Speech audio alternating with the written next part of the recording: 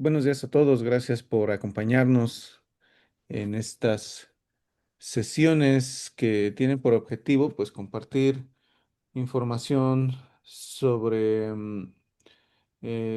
cómo podemos tomar ventaja de Databricks para nuestros proyectos. Específicamente vamos a ver este end-to-end de inteligencia artificial utilizando Databricks y tengo el gusto de estar hoy con ustedes y estar justo acompañado por Marco, que, bueno, pues en Latinoamérica es todo un referente sobre el producto. Y bueno, pues voy a mostrar la agenda antes de que nos presentemos ya formalmente.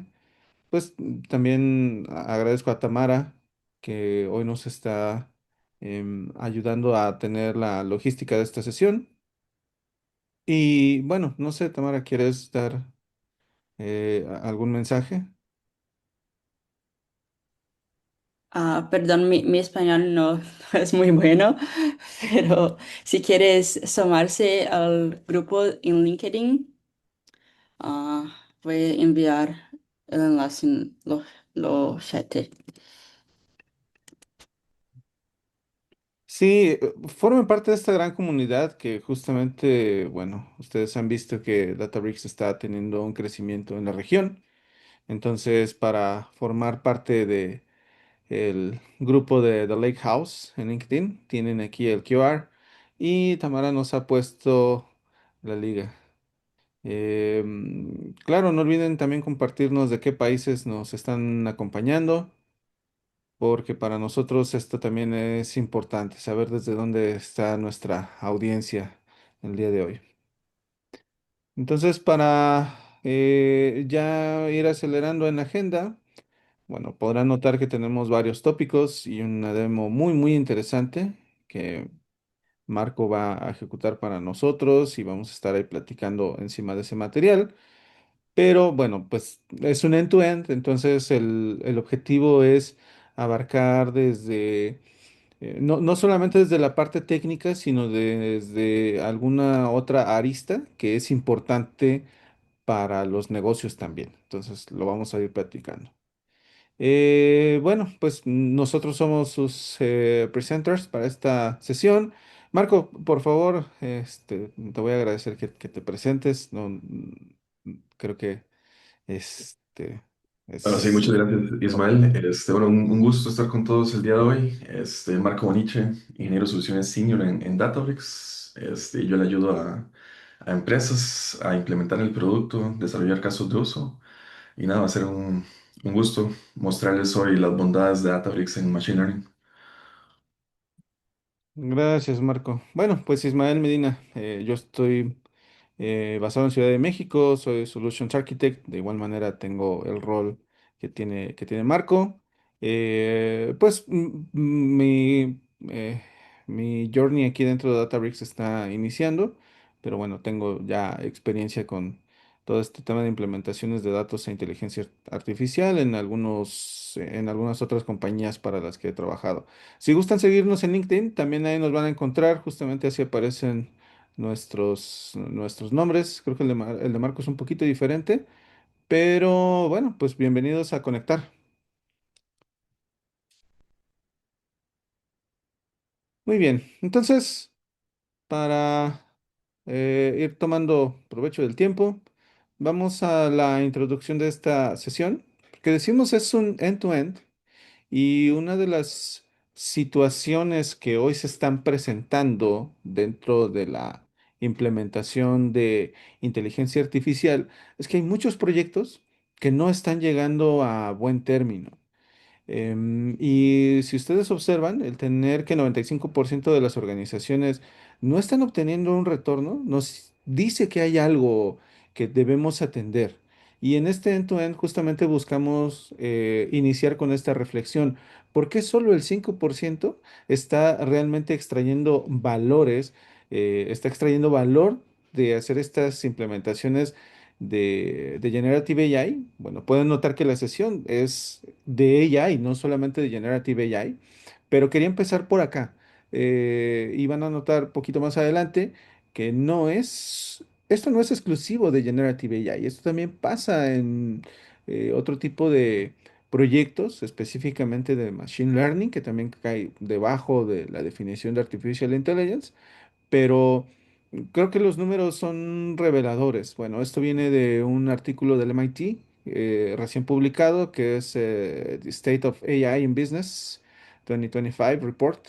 Entonces, pueden notar que hay una necesidad real de platicar de este end-to-end y sobre todo de mostrarles cómo en Databricks hacer estas implementaciones hace que puedan formar parte de ese porcentaje, de ese 5%, por supuesto, incrementarlo y que entonces se justifique las inversiones que se están haciendo hoy en inteligencia artificial dentro de sus organizaciones. Y esto creo que vale la pena resaltar que el éxito o fracaso de este tipo de implementaciones depende del enfoque y la aproximación. Aquí notaron en la agenda, un poco más adelante vamos a hablar de do's and don'ts y vamos a discutir un poco de escenarios que hemos encontrado con clientes que parecen riesgosos para permitir que un proyecto de inteligencia artificial realmente llegue al éxito. Entonces, existen sin duda desafíos, pero para esos desafíos también hay soluciones, ¿no? Entonces, la adopción en general, si bien a nivel singular las personas ya estamos utilizando inteligencia artificial, a nivel de las organizaciones, todavía no se está adoptando porque no hay flujos de operación dentro de inteligencia artificial y sobre todo para darles datos y contextos que primero esté alineado operativamente y luego que estén robustos, que no tengan esta fragilidad de la cual vamos a platicar durante los siguientes minutos. Entonces, bueno, pues existe todo un tema de que las empresas grandes están teniendo, sí, muchos pilotos, pero cuando quieren escalar, resulta que la aproximación de la experimentación probablemente no fue la mejor. Entonces, de ahí la escalación se vuelve súper complicada. Además que son ciertos sectores productivos donde realmente se está viendo la implementación de la inteligencia artificial generando valor para los negocios. Decimos que 2 de 8 sectores, pues en realidad todavía es poco. Esto lo que nos indica es que a nivel transformación en las organizaciones, se necesita ser más intencional para identificar casos de uso disruptivos, ¿no? Hoy, y lo hemos visto en implementaciones con otros clientes, que de repente no está muy claro cuál es el outcome que están esperando. Lo que saben es que quieren montarse a la inteligencia artificial, pero todavía no saben cuál es la salida que realmente están esperando.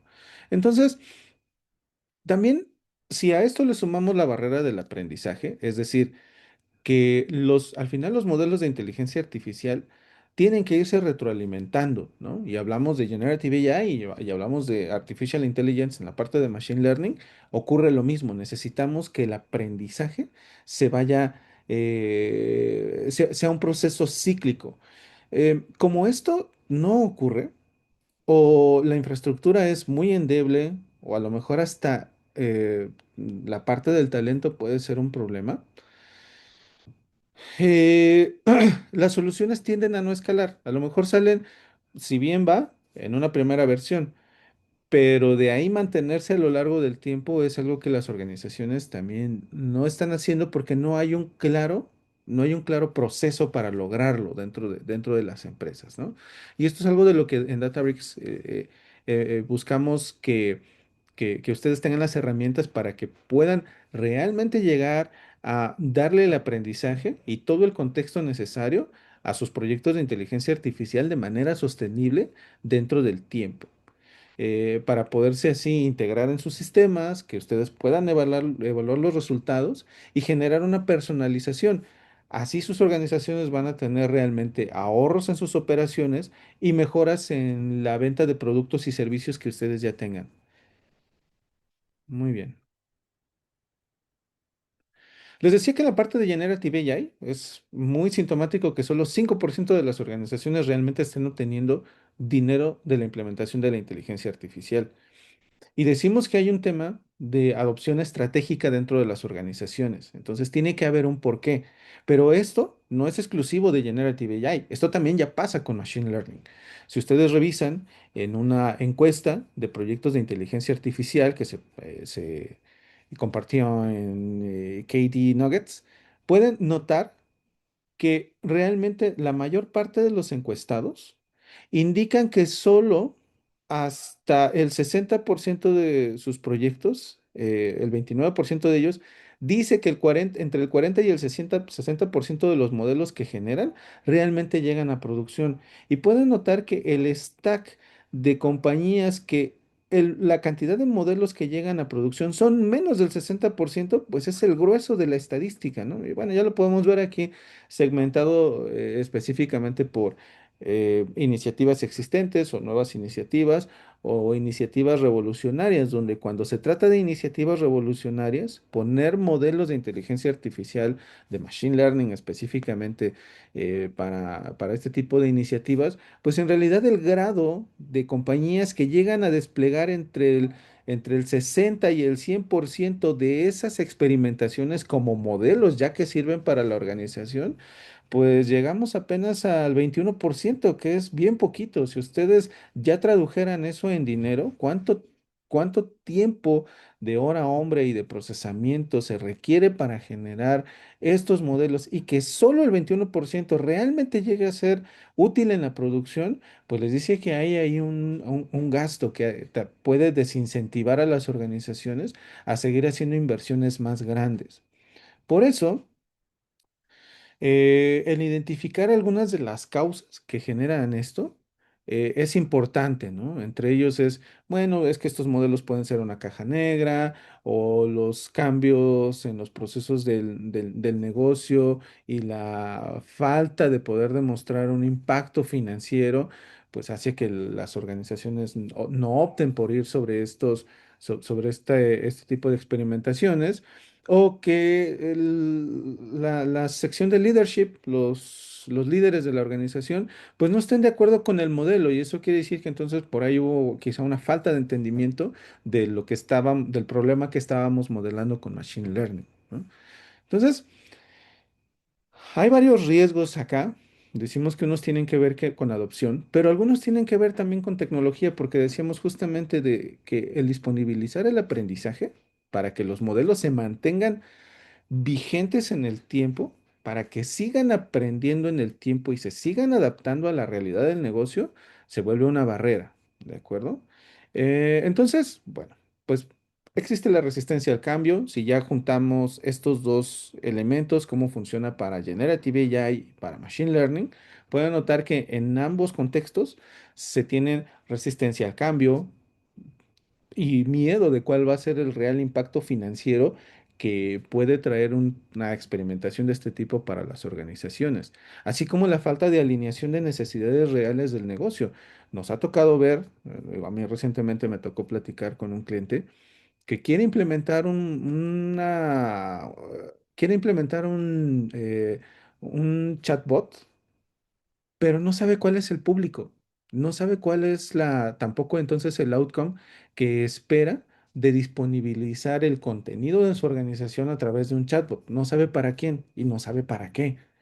Entonces, creo que ahí es súper importante que antes de meternos a hacer proyectos, nos sentemos a hacer borradores a nivel de negocio de qué es realmente el impacto que estamos esperando. Pero bueno, suponemos que una vez que ustedes ya se han encontrado problemas de negocio, que pueden alinear el tipo de solución que le van a entregar al negocio utilizando Generative AI o Machine Learning, pues entonces el negocio se va a apropiar de esa solución y va a permitir entonces ahora sí que la inversión fluya. Pero una vez que eso se haga, no basta con tener la primera versión de el agente de inteligencia artificial que ustedes me digan, de inteligencia artificial generativa o el modelo de machine learning. No, hay que hacer que estos modelos sean sostenibles en el tiempo disponibilizando mecanismos para que los sistemas aprendan y se mantengan aprendiendo. ¿De acuerdo? Pero, pues esto ya en un flujo operativo se oye complicado, ¿no? Bien. Es aquí donde viene Databricks a resolver el problema. Primero porque es una plataforma que tiene un costo bajo para los beneficios que van a obtener y es sencillo implementar soluciones de inteligencia artificial. Bueno, hablando específicamente de Databricks y del impacto que tiene a nivel global, pues ya somos una compañía que tiene más de 20,000 clientes con un annual revenue de 4 billones de dólares.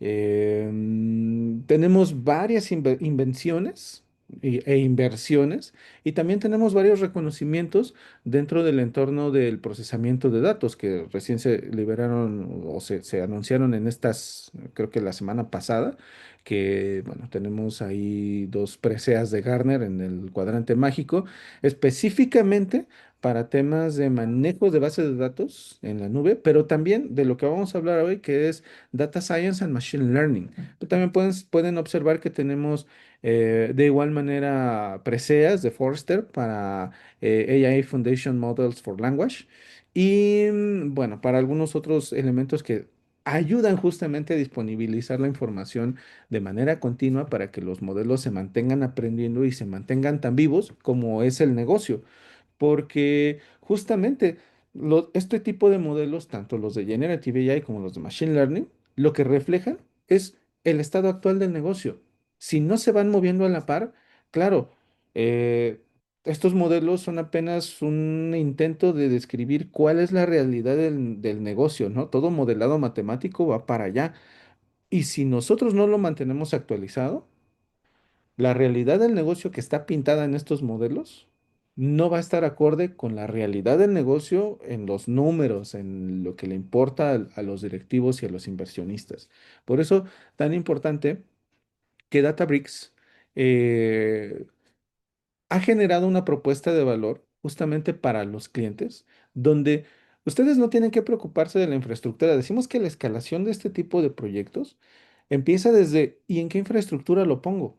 Bueno, no se preocupen de ello, porque justamente tenemos una arquitectura donde el almacenamiento de datos permite que todo vaya alrededor de una única versión de la verdad que tengan un procesamiento masivo, porque ahí hay grandes cantidades de información y que estos pipelines de mover, de que los datos se vayan pasando por la arquitectura Medallion desde su versión más pura hasta su versión más sumarizada, donde realmente ya se vuelve útil para los modelos de Machine Learning y de Generative AI se mantengan en un pipeline que sea reutilizable, que sea mantenible en el tiempo, que sea fácilmente, que se pueda adecuar fácilmente a reflejar la realidad de los negocios en un punto del tiempo, con todos los beneficios de que no tienen que volverse especialistas de infraestructura.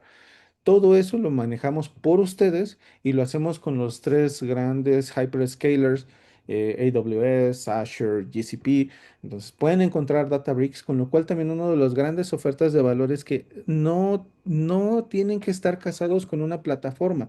Donde ustedes hoy ya tengan el despliegue de nube, pueden utilizar esas suscripciones para poder montar Databricks y de ahí empezarse a conectar con los datos que ustedes ya tienen, sin necesidad de duplicar esta información. Así pues, la productividad nos marca estos dos elementos, porque invertimos menos tiempo en el manejo de los datos, en la integración de los datos, en hacer data wrangling, en realmente aplicar MLOps y LLMOps, porque está todo esto entramado para que puedan hacer todo de manera rápida. Y miren, eso reduce eventualmente la frustración y la fricción de llevar productos de datos a que sirvan para el negocio. Así entonces van a tener mayor escalabilidad, mayor colaboración, un real impacto de inteligencia artificial con los datos y van a poder ser más ágiles y más confiados en los resultados. Platicaba, y bueno, dentro de mi background yo trabajaba antes para Microsoft. Y algo que a mí siempre me llamó la atención de Databricks desde que estaba, porque hay un partnership. Desde este partnership es como la visión de Databricks es hacer realmente las cosas muy sencillas y todo integrado. Entonces, realmente la promesa de la inversión de tiempo en actividades que no agregan valor para más bien ese tiempo invertirlo en actividades que realmente nos permite transformar todas estas actividades de datos en impacto en el negocio real. Es algo de lo que me llamó la atención desde que ya me tocaba trabajar con la plataforma allá en esta otra compañía. Así, el tiempo de generar valor desde sus datos para la organización se acelera. Este es el tipo de ventajas que van a tener dentro de las implementaciones de Databricks. Y decimos que el sacar una primera versión de modelos o de un chatbot o de un asistente, de un agente de inteligencia artificial, si no se mantiene en el tiempo, va a generar problemas. Entonces, noten que a nivel de tiempo, los puntos medulares de darle más información a estos modelos para que se sigan entrenando, reflejando la realidad del negocio y de darle contexto a los modelos de Generative AI para que estos contesten de manera adecuada a las preguntas que se están haciendo desde el negocio, pues se mantenga a lo largo del tiempo y entonces que no sea una inversión que se hizo en un periodo de N meses y que de ahí para adelante se quedó obsoleto y ya no se pudo sacar más retorno de esa inversión. ¿De acuerdo? ¿Cómo logramos esto? Justamente con nuestra propuesta de valor, que es ser el Data Intelligence Engine. Los datos están gobernados, los datos están unificados en esta estructura de Open Data Lake, donde encima de eso ustedes pueden ejecutar Business Intelligence, pueden montar su Data Warehousing, pueden hacer lo que hoy nos ocupa, que es Artificial Intelligence and Data Science, pero pues todos estos datos tienen que venir de algún lado, entonces pueden manejar ETL de manera sencilla, Real-Time Analytics y todo esto orquestado dentro de una misma plataforma que ofrece todo un esquema de seguridad que aparte les da todo el aprendizaje utilizando Unity Catalog. Muy bien, ya que pasamos de la necesidad del negocio y los riesgos que hoy tienen los proyectos de inteligencia artificial y cómo abordarlos, pero luego pasando a ver cómo Databricks nos ayuda a generar soluciones escalables desde que estamos haciendo el modelado de nuestro problema, y la resolución de nuestro problema a partir de estos modelos, pues vamos a hablar de cómo ya se ve MLOps en Databricks. Entonces, bien, Databricks decimos que es el Data Intelligence Platform, donde ustedes justamente encima de los datos, que es un estándar abierto, hoy tenemos Data Lake, donde también ya ustedes han escuchado seguramente, tenemos soporte de Apache Iceberg, y todo esto va gobernado con nuestro Unity Catalog, que ofrece justamente esta implementación unificada para seguridad, para gobernanza y para la definición de un catálogo de datos, que esto, sin duda para muchas organizaciones, es necesario, ¿no? ¿Quién accede a los datos y de ahí los productos que salen de estos datos, quiénes pueden tener acceso? Para obtener insights, ¿no? Así segmentando cada rol, pero también identificando específicamente los datos de dónde vienen, qué son y qué verdad de la organización relatan. Encima de esto, entonces ahora sí ya podemos hacer implementación de inteligencia artificial. Bien queremos hacer Data Science and Artificial Intelligence, bueno, tenemos toda la implementación de Mosaic AI. También tenemos asistentes de inteligencia artificial como es Genie, como son los AI BI dashboards, como son los asistentes inteligentes, que, bueno, en una sesión en enero voy a estar platicando de específicamente el agente para Data Science y hay algunos otros agentes que se están preparando para, algunos otros asistentes que se están preparando para que ustedes puedan acelerar el flujo de la implementación de alguna solución tanto de Data Science como de Data Engineering. Para hacer ETL and Real-Time Analytics, pues también tenemos las tablas Delta en Delta Live, con lo cual podemos mover datos en una arquitectura Medallion desde donde estén hasta convertirlo en información útil, en información tipo oro, que se va a poder llevar a la implementación de eh, dashboards, de insights que le van a dar al negocio visibilidad de cómo se comporta, pero también con inteligencia artificial, con machine learning, cómo se va a comportar, ¿no? Que eso es importante. La orquestación con workflows y sin duda la implementación del data warehousing utilizando nuestro ya muy familiar y muy querido lenguaje SQL a través de nuestra implementación que es Databricks SQL. Todo esto aplicado sobre datos que pueden ser estructurados o no estructurados.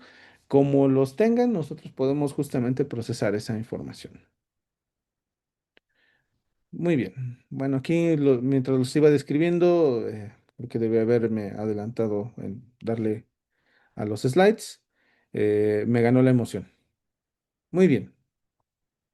Entonces pueden notar que la plataforma, desde su concepción, busca que el centro de todas estas implementaciones sean los datos y la inteligencia artificial, porque bien podemos implementar inteligencia artificial a través de modelos custom, servir estos modelos para que aplicaciones que también tienen Databricks Applications puedan consumir o desde otras plataformas se puedan consumir, que haya RAG, que puedan hacer fine tuning y que todo esto lo puedan llevar a partir del MLOps con MLflow, que puedan implementar AutoML y que todos estos assets se puedan monitorear y se puedan gobernar. Parte de esto es lo que vamos a platicar en la demo que Marco tiene para nosotros.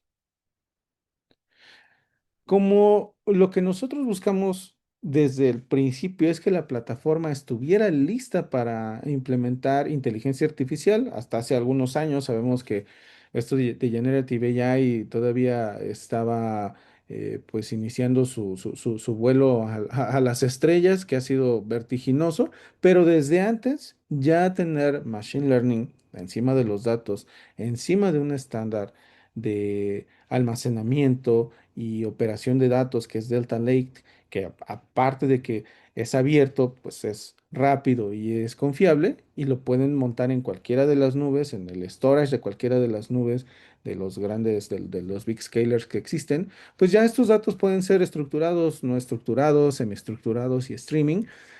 Y lo que hace Delta Lake, aparte de ser este formato de almacenamiento, como conserva las propiedades deseables de un sistema de base de datos, que es para la operación específicamente de transacciones, las propiedades ACID, pues eso se mantiene, ¿no?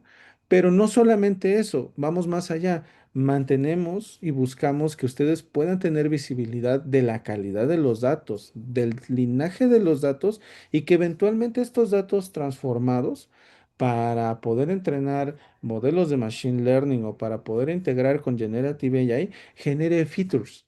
Estas características son las que les dan contexto a los modelos de inteligencia artificial. Entonces, el que ustedes tengan estas implementaciones hace que, por ejemplo, el monitoreo del drift, que es un concepto que en Data Science nos preocupa mucho, ¿no? Es decir, de los datos que entrené, con los que entrené originalmente el modelo, estos nuevos datos se parecen a los que utilicé para el entrenamiento, porque si no se parecen, entonces mi modelo tendría que estar, mi workflow tendría que estar detonando el reentrenamiento del modelo ante esta diferencia estadística, ante esta diferencia estadística con una,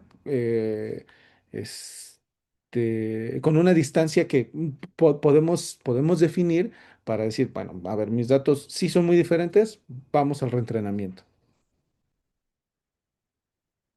Que una parte importante, entonces decimos, y aquí por eso era importante tenerlo en el slide, para que estos features sean reutilizables para todo el mundo, tenemos el Feature Store, donde así pueden ustedes identificar la realidad del negocio. Estos features que vienen de la operación del negocio se pueden registrar de tal manera que otros científicos dentro del equipo, de científicos de datos, también otros analistas, también otros ingenieros de datos, puedan descubrir el trabajo ya existente de features que ya pueden estar como parte de otras experimentaciones y reutilizarlos o generar versiones o identificar el linaje.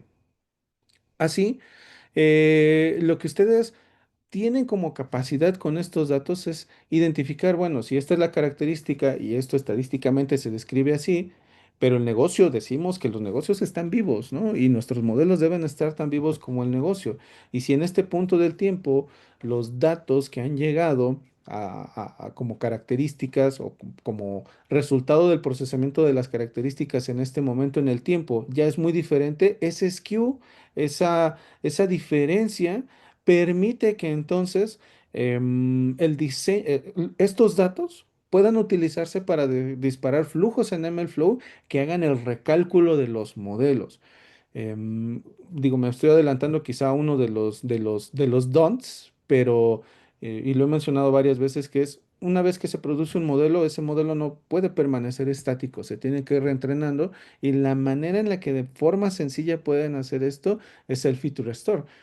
Los negocios cambian y cambiaron mucho, por ejemplo, en pandemia, ¿no? Entonces, aquellos que no estaban preparados a escalar con un feature store tenían que hacer sus experimentaciones desde cero otra vez, como si nunca hubieran hecho el trabajo previo. Entonces, pues eso generó problemas eh, para las organizaciones para realmente fondear los nuevos reentrenamientos de modelos, ¿no? Creo que seguramente varios aquí notaron ese patrón y fue muy problemático en aquel momento si no estaban utilizando plataformas como Databricks. Una vez que todos estos elementos se generan, tanto modelos como funciones, como features, pues todos estos tienen que ir gobernados e integrados. Unity Catalog permite eso, que los modelos puedan servirse solo a los grupos de interés, que las funciones estén disponibles solamente para las personas que deberían consumirlo para sacar, por ejemplo, distancias o para hacer algunas conversiones que solamente ciertas personas deben tener acceso en el equipo. Y todo esto bajo este marco de seguridad y marco de gobernanza que es el Unity Catalog, ¿no? Que por fortuna, pues todo está fundamentado en Databricks a partir del Unity Catalog. Entonces, si lo están utilizando, que deberían, y si no, bueno, es un recordatorio y un encouragement para que realmente lo utilicen, porque encima de esto pueden construir rápidamente proyectos de AI, puede ser Generative AI o puede ser Machine Learning. Bueno, decimos que MLOps se ve de esta manera, ¿no? Eh, un ciclo de MLOps necesitan tener un entorno para hacer machine learning, necesitan tener los features, idealmente en un feature store que Databricks se los ofrece. Pueden van a buscar tener manera de generar experimentos y reproducirlos y al cambiar parámetros identificar qué experimentos generan mejores modelos y un manejo de estos dentro de los entornos de las organizaciones que pueden tener desarrollo, staging, producción y eventualmente archivar los modelos que en algún momento del tiempo eran muy buenos para la organización, pero que en este momento han sido sustituidos por otros que para este momento del tiempo funcionan y revelan mejor cómo funciona la organización. Y que estos modelos se sirvan para que se consuman dentro de las operaciones del negocio y el monitoreo de estos, sobre todo para poder identificar, eh, estamos funcionando bien, el modelo se está despachando bien a nivel computacional o también el modelo ya está cayendo en drifts que hacen importante que se vuelva a recalcular. Y todo esto lo pueden hacer en Databricks en un flujo muy, muy simple, que justamente Marco nos va a mostrar esto. Tenemos dos tipos de patrones de deployment de los modelos de Machine Learning. Aquí ya me voy a ir específicamente a los modelos de Machine Learning, pero ya vieron que hay una sección de LLM Ops más adelantito. Tienen dos aproximaciones. Generar un modelo y que este modelo se haya generado en desarrollo. El mismo modelo ya nada más moverlo a staging y a producción. Pero eso tiene riesgos, que también eso lo veía con un cliente recientemente. Me preguntaban esto, bueno, ¿y esto es buena práctica? Y es, depende. Los datos que tienen en producción son estadísticamente similares, es decir, podríamos decir que bajo una prueba de hipótesis, estos no son significativamente diferentes a los de staging o a los y a los de desarrollo. Bueno, entonces el modelo sí les va a servir, pero es poco común este approach. ¿Por qué? Porque los datos en producción quizá necesitan ir anonimizados, quizá necesitan no moverse de producción, no moverse hacia otros entornos para que la secrecía del dato se mantenga o para que sea más fácil mantener la confidencialidad de estos datos, ¿no? Entonces, es poco común encontrar esto, que sí hay empresas que lo hacen,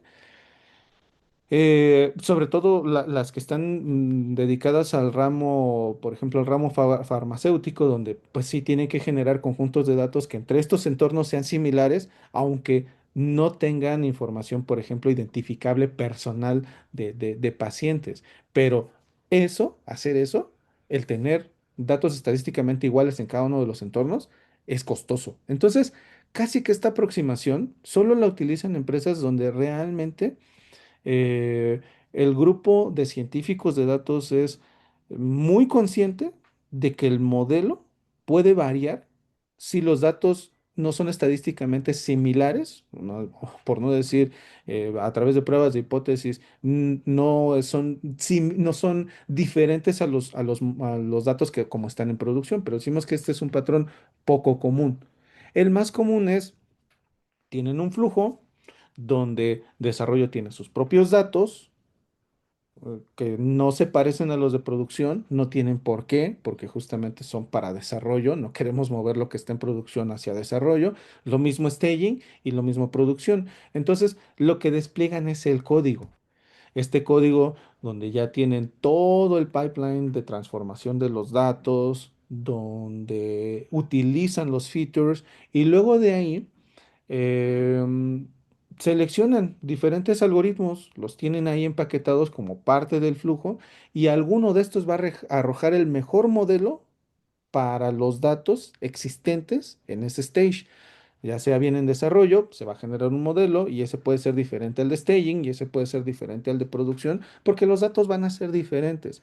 Pero lo importante es que el código es un flujo completo que es capaz de generar un muy buen modelo, no importa en qué estadio estén, en qué elemento del ciclo de vida de los modelos de Machine Learning estén.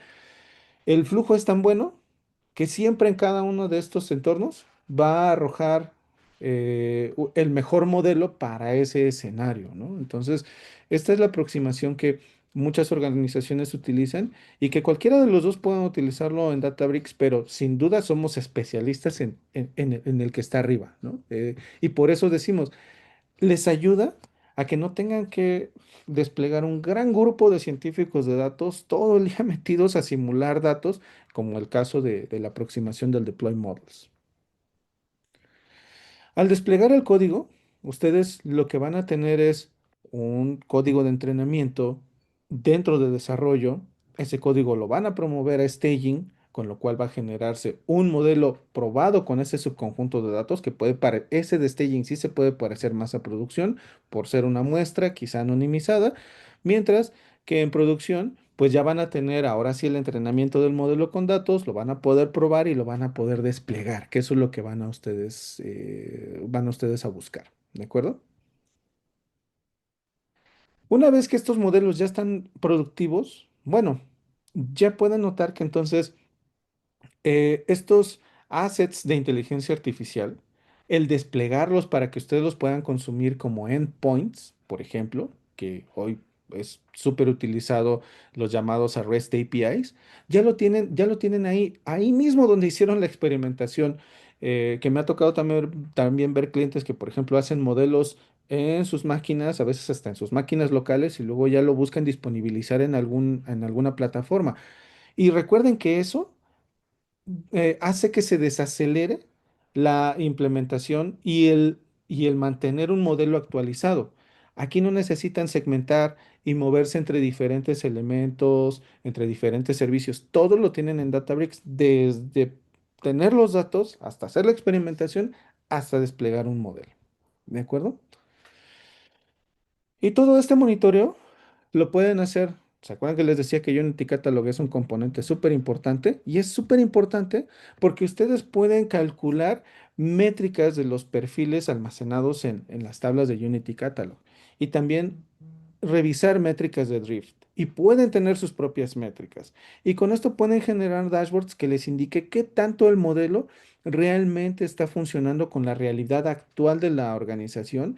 Y si no está esto no está reflejando la realidad de la compañía, entonces ya se pueden reentrenar modelos, ¿de acuerdo? Entonces tienen el end-to-end, desde el dato hasta poder monitorizarlo para volver a reejecutar el flujo de entrenamiento, que aquí ese flujo se ve justamente como está en este diagrama.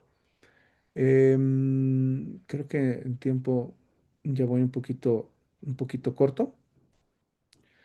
Pero la parte de LLMops, me gustaría que notaran, me regresé aquí a un slide, porque noten que el mismo flujo de cómo se despliegan estos modelos en producción se va a parecer mucho a los que tenemos en LLMops.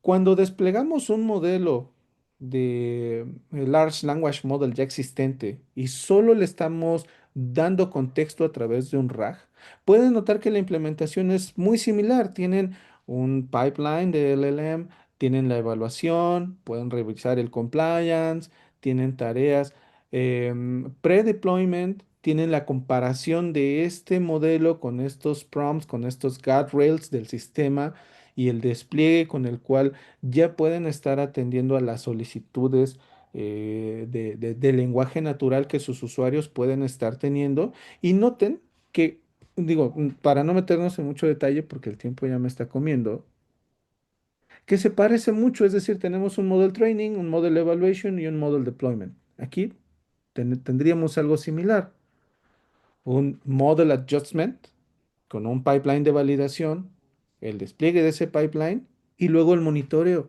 donde componente importante, pues decimos para este rack, pues es la base de datos de vectorización y el monitoreo del modelo. Pero no estamos solamente limitados a que el modelo le den contexto a través de RAG. ¿Quieren hacer un modelo custom? ¿Quieren ustedes servir su propio modelo y aventarse a armar su modelo porque lo quieren muy específico para su dominio? Databricks también se los permite. Y si ustedes revisan, el elemento central para todo esto es MLflow. Claro, encima de ya lo que platicamos, que es Unity Catalog, encima del Feature Store, que también ya lo habíamos platicado. Y cuando ustedes quieren hacer una implementación entonces de este tipo dentro de Databricks, ya decimos que es un entramado donde en un flujo muy sencillo realmente pueden conectar todos estos puntos. Y aquí vienen dos anuncios importantes. MLflow 3, que es nuestra nueva versión de este maravilloso marco de trabajo para la implementación de inteligencia artificial, que hoy ya está ajustado para responder mejor a las necesidades de esta era del Generative AI, con una evaluación integrada de la gente y, por supuesto, como todo lo que hacemos, de grado productivo. ¿Quieren probarlo? Tienen Databricks Free Edition. Si no habían tenido acceso a este, altamente recomendable. Entren a Databricks, ahorita les pongo la liga. Ya se pueden registrar y pueden entrar a la versión free de Databricks para que ustedes le puedan poner manos a todo este flujo y empezar a experimentar con él. Y sobre todo, bueno, yo les diría, hoy con la velocidad con la que se mueven los negocios, hay que tomar decisiones rápido. para que puedan ustedes ayudarse a tomar estas decisiones, vayan sobre el Free Edition, comprueben todas estas capacidades y monten sus proyectos de Generative AI y Machine Learning dentro de Databricks, porque pues va a ser la manera en la que realmente van a poder eh, hacer que en el tiempo sus modelos sean sostenibles. Pregunta Edgar Ríos, ¿cuántos flujos podemos tener en el Free Edition? Hay algunas limitantes, hay que decirlo. Bueno, o sea, el Free Edition es para su evaluación. No les diría que tienen todas las facilidades del Production Edition, justo porque, bueno, pues la idea es que ustedes puedan contrastar la oferta de Databricks, que seguramente se van a quedar con ella. Bien, y aquí venimos a la parte bella del entrenamiento, que es la demo. Y aquí quien va a comandar es justamente Marco, porque pues les decía, es un rockstar. Ya, si ya lo están siguiendo en LinkedIn, ya pueden comprobar. Entonces él es uno de nuestras armas secretas siempre que salen problemas de Machine Learning and Artificial Intelligence. Marco es a quien hay que recurrir. Que muchas gracias, Samuel, por esas generosas palabras y por la clase magistral que nos acabas de dar. Bueno, entonces, los que entraron un poco tarde, mi nombre es Marco Bonicho, yo voy a seguir con esta parte del demo. Perdón, ahí pueden ver mi pantalla. Listo, creo que sí.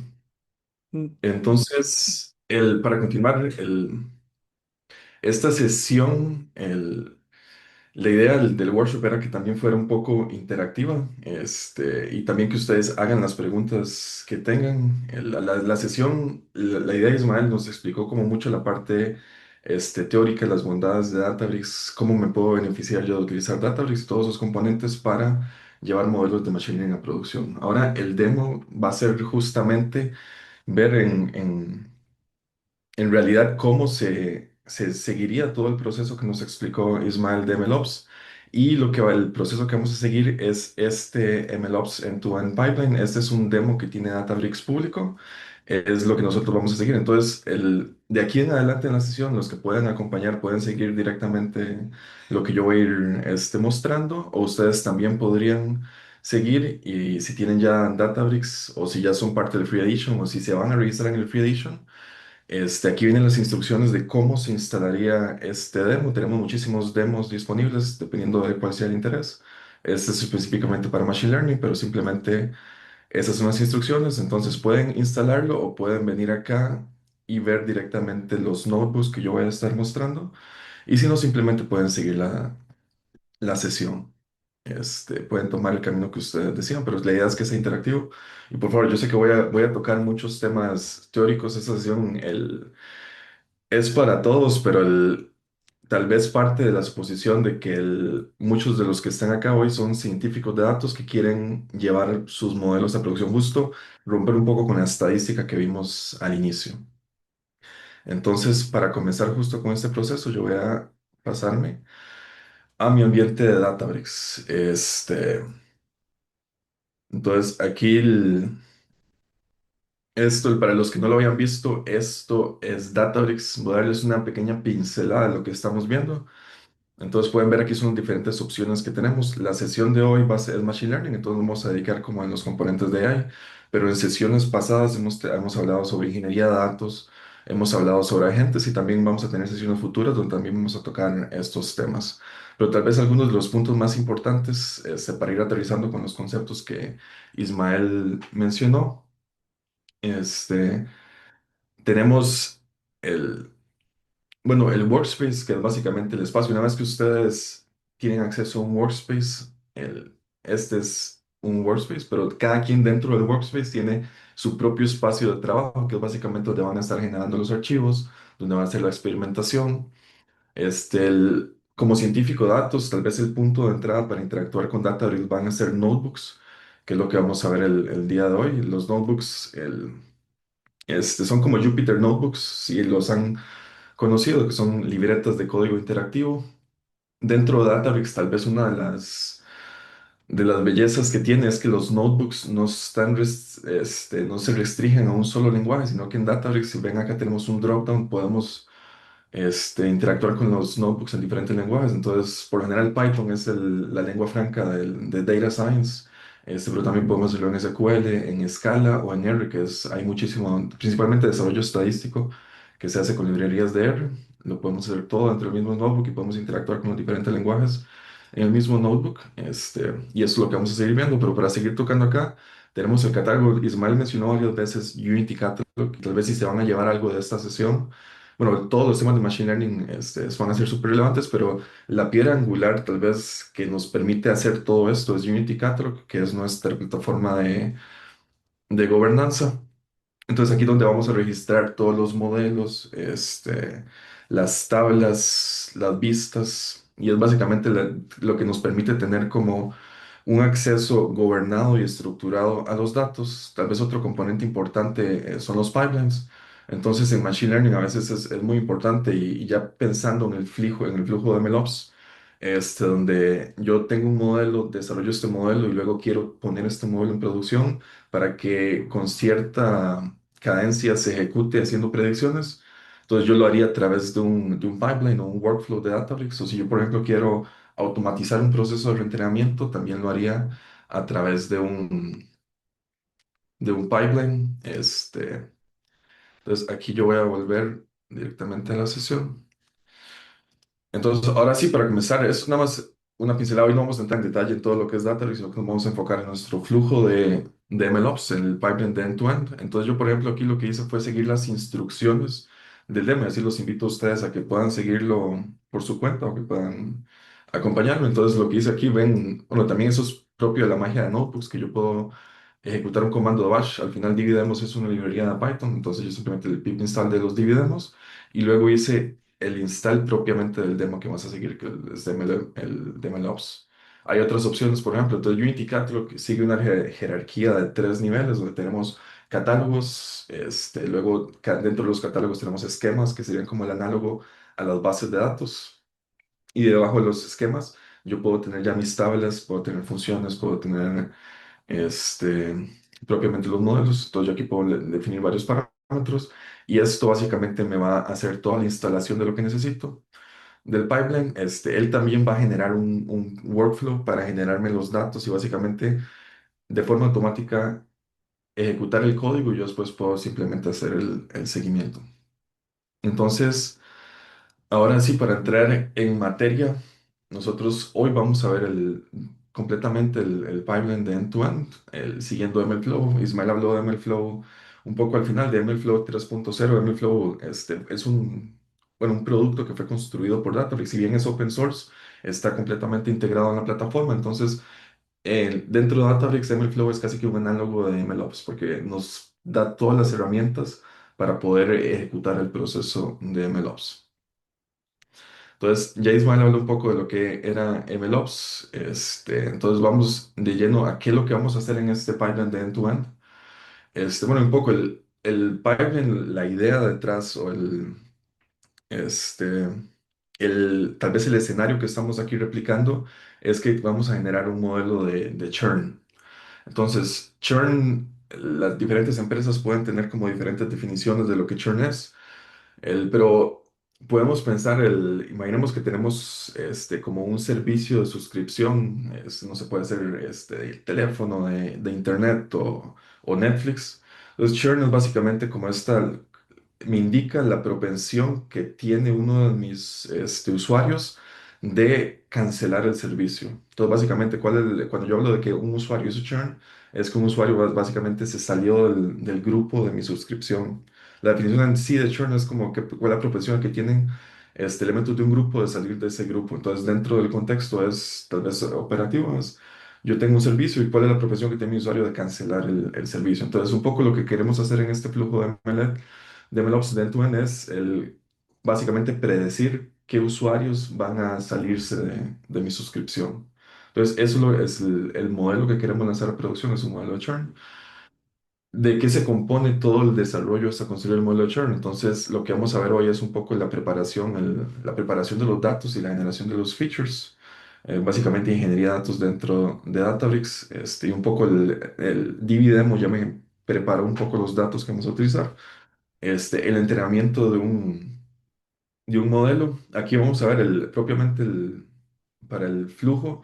Ya tenemos un modelo predefinido, pero también les voy a mostrar un poco lo que es el AutoML y también las facilidades que yo tengo para de forma muy sencilla, si ya tengo los datos, poder definir cuál es mi baseline, y a partir de ahí comenzar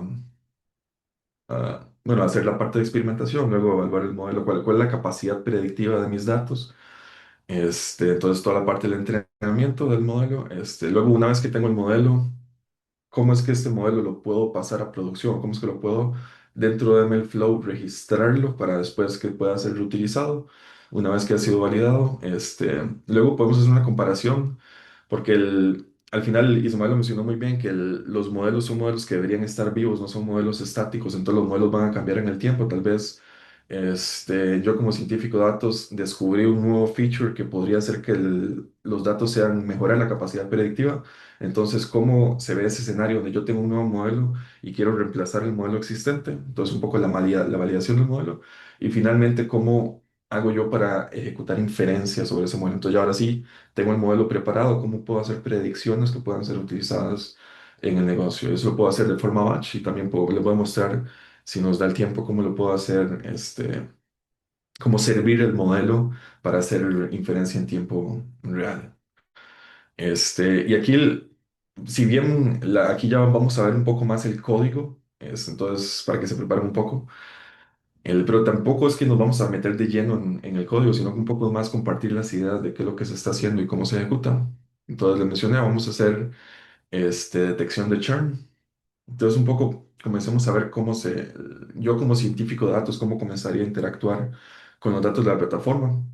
Entonces aquí, por ejemplo, estoy haciendo una lectura de una tabla desde Unity Catalog. Lo estoy haciendo utilizando Spark. Entonces, Spark es otra de nuestras, porque al final el Databricks, un poco de las ventajas es que yo pueda aprovechar cómputo de forma distribuida. Entonces, si yo tengo un dataset que sea muy grande, que yo pueda realmente aprovechar la tecnología de Spark para poder procesar cantidades masivas de información dentro de la plataforma, y que para mí eso sea transparente, simplemente por detrás.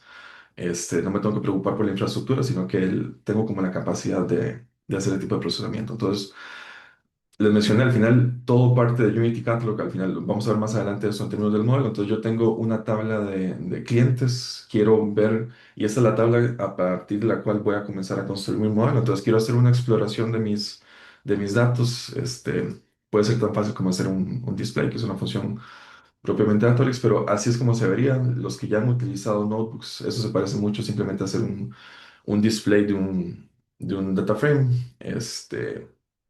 Entonces aquí puedo un poco ver cuáles son las columnas que tengo disponible, esas columnas qué tipo de datos tienen, y aquí está la variable que me interesa, que es el churn, que es la variable que yo puedo predecir, que es mi Y.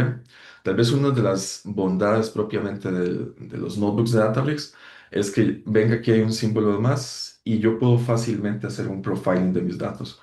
Entonces, una vez que yo comienzo con este ciclo de, como de exploración de datos antes de construir un modelo, yo quiero entender cuál es la información que tengo. Uno de los primeros pasos es tal vez comenzar a generar estadísticas descriptivas a partir de la información. Entonces, lo que estamos viendo acá es como este profiling que viene integrado dentro del mismo notebook. Entonces, aquí yo simplemente ya le di Career Profile. Esto se demora un poco, depende del tamaño de los datos, pero es básicamente ir calculando todas esas estadísticas. Entonces, aquí yo puedo ver cuáles son los features que son numéricos, cuál es la distribución que los features tienen, los promedios y luego también los features categóricos, cuántos features tengo y la cantidad de nulos. Entonces, un poco ya me permite tener una idea de cómo se ven mis datos y aquí ya puedo comenzar a identificar si hay como, o sea, una columna de repente tiene muchísimos nulls y qué tipo de columnas podría ir ignorando o qué tipo de columnas podría concentrarme para hacer inclusive mayor exploración. Y aquí también bueno, como estoy utilizando Python, yo puedo traer cualquier otra librería digamos, con lo que yo me sienta más como Matplotlib o Plotly o Seaborn, pero dentro de los mismos notebooks yo también podría generar visualizaciones. Entonces, por ejemplo, yo podría generar, no sé, un gráfico de barras a partir de los datos que tengo disponibles. Al final tengo muchísimas visualizaciones y todo lo puedo hacer. No tengo necesariamente que hacerlo en código. Este, entonces, eso es un poco mis datos. Entonces, siguiendo, vamos a la parte de, bueno, hice un poco la exploración. Ya quiero comenzar ya tengo una idea de lo que tengo disponible. Quiero comenzar a generar los features o preparar los features previo al entrenamiento del modelo. Entonces, como ven, el demo ya está estructurado para hacer la instalación de las librerías que yo necesito y tal vez el, cuando vean esto es simplemente que él por detrás tiene un notebook que hace como una preparación de variables que se utilizan en el ambiente. Antes lo hicimos en Python, ven que aquí yo simplemente le estoy dando la instrucción de que lo siguiente va a ser en SQL, pero simplemente estoy haciendo una muestra de SQL. Ya anteriormente vimos la exploración, entonces aquí no vamos a hacer exploración, pero un poco para que vean eso que les mencioné al inicio, de que puedo tener varios lenguajes dentro del mismo notebook. Aquí luego estoy haciendo otra vez otra exploración, y nada más directamente generando un gráfico de Py. Entonces, para que vean un poco las opciones que tengo disponible, puedo generar la visualización o puedo hacerlo con herramientas de visualización o librerías de visualización con la que yo me sienta más cómodo. Ya hicimos un poco el tema de la exploración. Otra parte importante, este, este punto de acá, porque antes les mencioné, esa lectura de los datos yo lo estaba haciendo en Spark, pero a veces muchos científicos de datos, y esto, yo en mis vidas pasadas también trabajé mucho como científico de datos, y una de las principales librerías que se utilizan en ciencia de datos es Pandas. Entonces antes les mencioné que, bueno, Spark es el, como tal vez la herramienta, bueno, el Spark es un producto de Databricks que viene completamente integrado con la plataforma, pero a veces al científico de datos le puede ser, tal vez ellos no conocen realmente lo que es Spark. Entonces, aprender otro API para poder hacer la exploración de los datos y la generación de los modelos puede ser, o sea, tiene su curva de aprendizaje.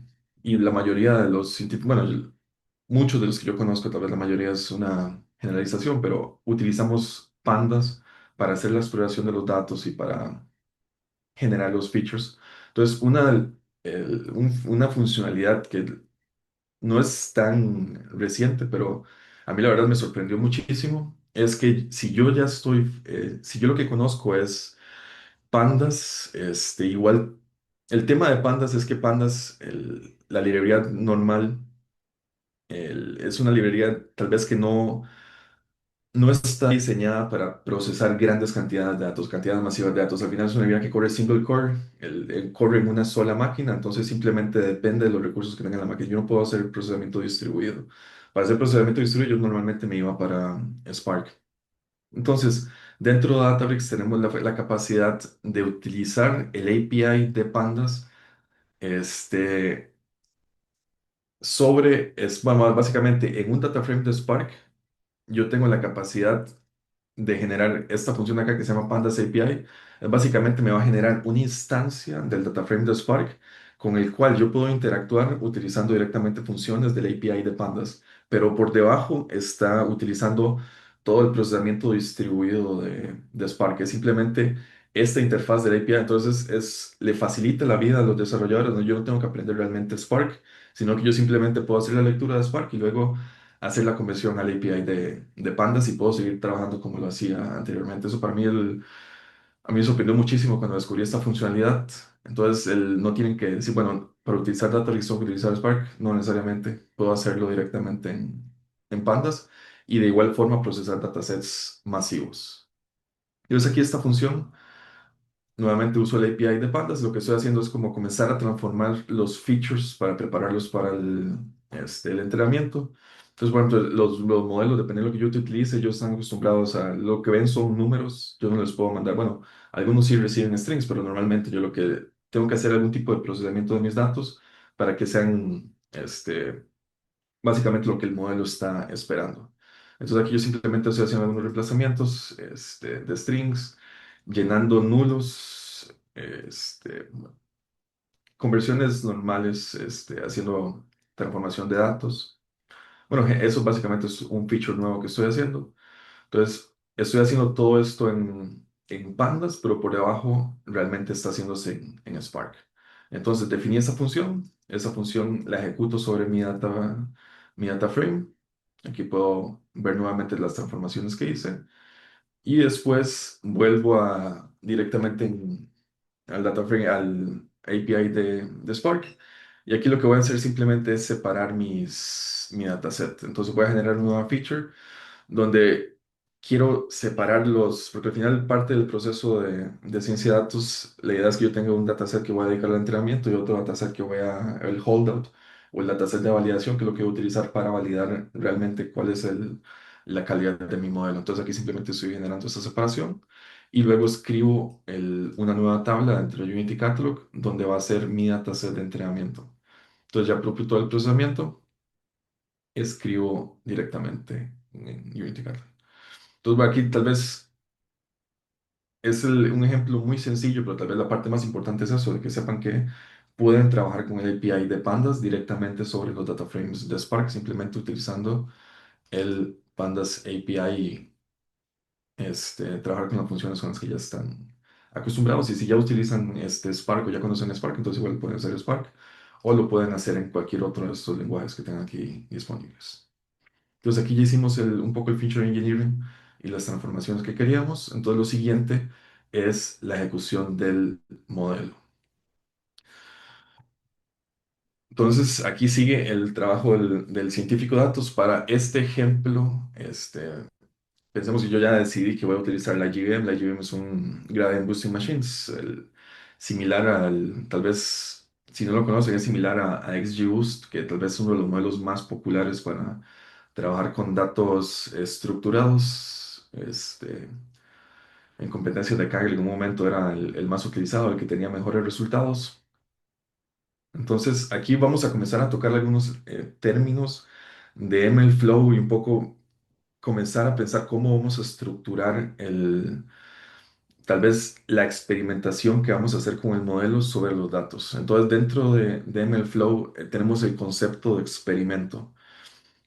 Y aquí el proceso comienza creando este experimento. Cuando hablamos del experimento dentro de MLflow y Databricks, básicamente van a ser como todas las iteraciones que hagamos sobre el entrenamiento de un modelo. Entonces, bueno, lo vamos a ver más adelante. Entonces voy después para que ya propiamente vean el experimento. Pensemos eso, son simplemente todas esas repeticiones donde yo estoy jugando con hiperparámetros del modelo para ver exactamente, digamos, esos features que hice antes, los voy a utilizar en tener un modelo con determinados parámetros y eso me va a dar algún tipo de métrica de resultado. Entonces, todo ese proceso, eso fue una experimentación. Luego puedo cambiar mis datos, eso va a ser otra experimentación. Puedo cambiar los hiperparámetros, eso va a ser otra experimentación. Y todo eso son diferentes experimentos que todos se van a ir registrando dentro de Databricks. Parte importante del experimento es que yo al experimento le dé todos los metadatos posibles y un poco el proceso de ciencia en general. La idea de que yo como científico de datos, bueno, el proceso es un poco experimentar con la generación del modelo, pero también dejar todo listo. Eso, ciencia normal, la idea de la ciencia es que la ciencia pueda ser replicable, alguien más pueda llegar a validar los resultados que yo estoy teniendo en un proceso científico normal de investigación. Entonces, para yo poder replicar lo que alguien más hizo, debería tener toda la información de cómo se siguió el proceso. Entonces, como parte de esa investigación es el hecho que yo pueda definir cuál es el linaje de mis datos. Entonces yo pueda predefinir, ok, para hacer esa experimentación, para generar ese modelo específicamente, yo utilicé este dataset en esta versión específica. Ismael mencionó Delta. Delta al final es uno de los formatos que utilizamos para almacenar los datos. Entonces dentro de Delta yo puedo tener diferentes versiones de Delta. Entonces es un poco también jugar con la versión específica, el dataset específico y que yo pueda registrar eso como metadatos del experimento que estoy utilizando para que después se pueda replicar. Entonces aquí un poco estamos utilizando ya el API de MLflow. Bueno, instanciamos MLflow, definimos el experimento, comenzamos a definir los metadatos del experimento. Aquí nada más estamos separando, haciendo un filtro para extraer propiamente los datos que yo definí al inicio, que iban a ser los datos de mi entrenamiento. Como parte del proceso de la generación del pipeline de Machine Learning. Al final yo tengo un dataset, pero ese dataset igual tengo que aplicar algunas transformaciones adicionales para que sea completamente compatible con el modelo. Entonces, el, no sé, como el ajustar las columnas numéricas, hacer algún tipo de escalado. Este, aquí vamos a aprovechar el pipeline bueno, las definiciones de sklearn para generar un pipeline. El pipeline básicamente son como todas las transformaciones que va a tener el dataset que voy a utilizar antes de propiamente hacer la inferencia. Entonces aquí vamos a aprovechar bueno, vamos a hacer imputación de datos, vamos a hacer el one-hot encoding para columnas categóricas, pero al final vamos a transformarlas en un valor numérico que puede recibir este, el IGBM. Entonces, un poco las transformaciones finales que estoy haciendo antes de propiamente hacer el entrenamiento de mi modelo. Todas las transformaciones el- van ahí. Y luego sobre bueno, eso es propiamente como parte del proceso de entrenamiento voy a hacer una nueva como tal vez separación, porque el validation que definí al inicio es como mi holdout, que voy a utilizar al puro final, que es como el dataset completamente oculto, pero como parte del proceso de entrenamiento tengo que tener como un test de validación para estar constantemente viendo cómo va el entrenamiento de mi modelo. Entonces aquí definimos que vamos a hacer el IGBM. Eso es un problema de clasificación. Vamos a decir si un cliente va a hacer churn o no. No es un problema de regresión. Entonces vamos a predecir entre dos clases. Aquí seguimos con el problema. Vamos a definir una función de entrenamiento que básicamente va a ser la función que va a ejecutar va a ejecutar el entrenamiento del modelo con el determinado conjunto de datos. Entonces aquí yo no voy a entrar en detalle en el código, pero instanciamos el clasificador, hacemos el fit del modelo, un poco y esos son como parte del proceso del entrenamiento. Acuérdense que todo esto va dentro de un experimento, entonces dentro de ese experimento yo debería registrar toda la metadata que se genera como parte del proceso. Entonces, bueno, y en esto me ayuda MLflow, donde MLflow automáticamente va a ir logueando muchísimos de los metadatos. Yo lo voy a complementar con la parte de la evaluación, pero eso es código de el entrenamiento del modelo, el logueo, la generar la función propiamente que hace la predicción, la evaluación sobre el holdout de evaluación. Y al final yo logueo todo eso como parte de mi experimentación. Entonces, esta es la función que me genera propiamente el proceso de experimentación y esta función lo que va a recibir son unos hiperparámetros. Entonces, yo aquí ya tengo definidos específicamente los hiperparámetros. Imaginemos que ya pasé por el proceso de experimentación y ya tengo mis hiperparámetros. Esto, bueno, aquí estamos haciendo esta suposición, pero llegar a esta definición es parte de lo que básicamente es como el grueso del trabajo del científico de datos antes de encontrar su modelo.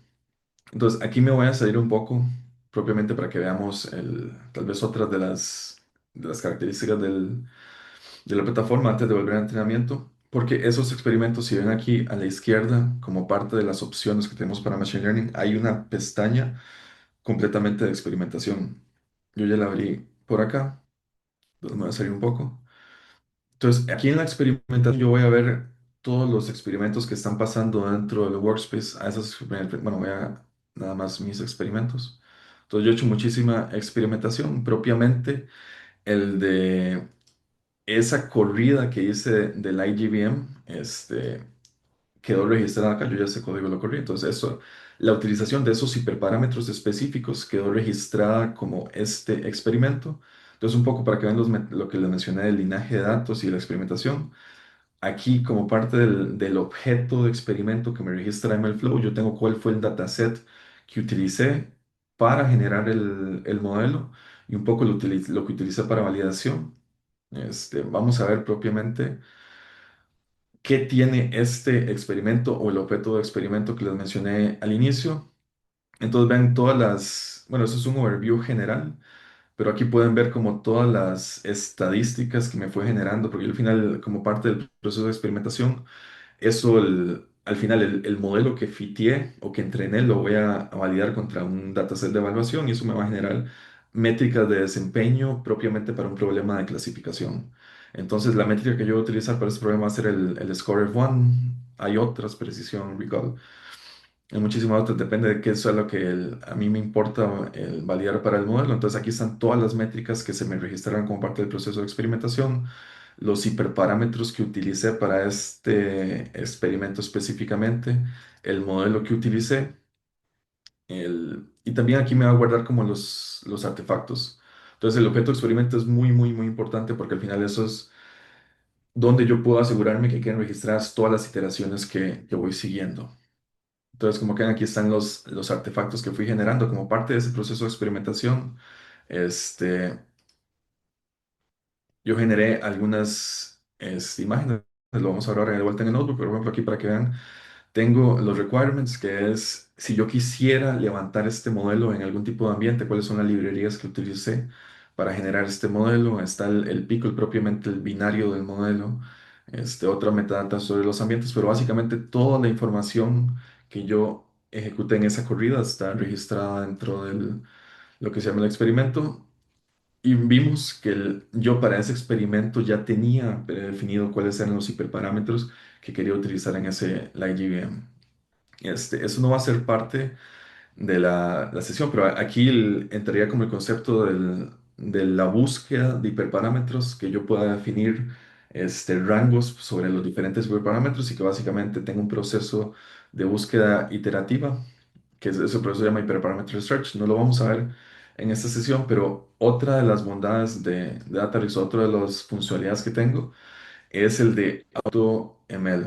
Entonces, dentro de Databricks yo puedo hacer la experimentación directamente en el notebook, pero también otra buena práctica, porque al final yo como científico de datos, yo quiero lo más rápido posible entender cuál es la capacidad predictiva de mis datos. Entonces, básicamente yo quiero entender dónde estoy parado, o sea, realmente cuál es el porcentaje de churn que va a poder predecir el modelo y a partir de eso comenzar a hacer como un tuneo fino de un modelo, comenzar a hacer más feature engineering. Entonces, una de las mejores formas para llegar a lo que llamamos el baseline es tal vez aprovechar AutoML.